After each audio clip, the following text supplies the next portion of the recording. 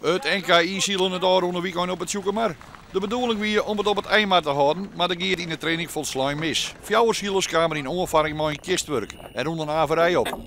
Jan Heida uit Snitswie, een van de pechvoels. Zijn boordrekker slims kan scheren. Maar de boordjebouwer van beroep kreeg het spul op tijd klaar om op de nieuwe locatie een thuiswedstrijd te zien.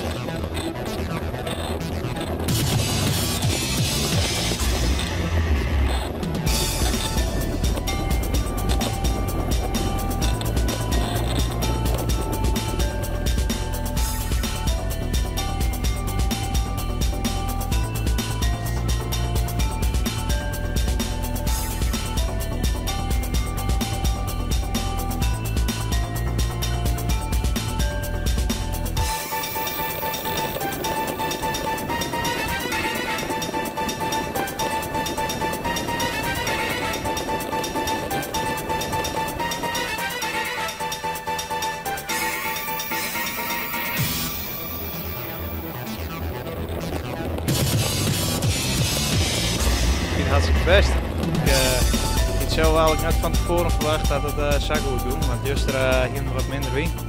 En normaal met minder wind ja, gaat het net zo heel best. Maar gisteren heb ik hier zielt en fjouwer, dus hartstikke best. En Joert, ja, wie zie ik er ook wel goed bij. Dus, ja, Peker tweede plak, een keer treden. Ja, en nu winst krijgt de laatste. Ja, zeker.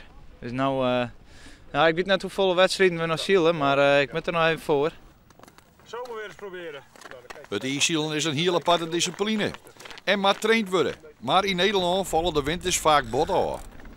Ja, wij gaan een soort, wij zijn krek een week alleen ben we naar het WK geweest in Zweden.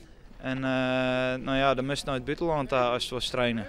Het is maar krek hoeveel nacht en tijd en yield ik. Dus ik een juist een soort yield in zitten, dan moest eigenlijk wel erop uit, want anders nog dat ik maar wat niet hak. We moeten even overleggen, even afwachten, kijken of die even naar beneden komt.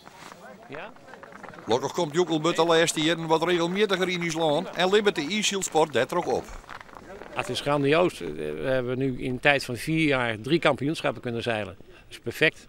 Ik heb wel eens 10 jaar moeten wachten voor een kampioenschap in Nederland. En nu echt prachtige jaren voor de ijsschaalsport. Kun je ook zien hè, aan het aantal ledental. Hier in Friesland ook. We hadden vorig jaar 60 nieuwe leden bij. Diverse nieuwe bootjes zijn er gebouwd. Iedereen is enthousiast.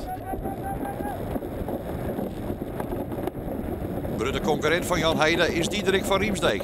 Ze staan zo wat liek in het klassement. Deze maand wordt Van Riemsdijk tweede en de efterstand van Jan Heida weer vrij groot. Maar pakte dan wel een tweede plak.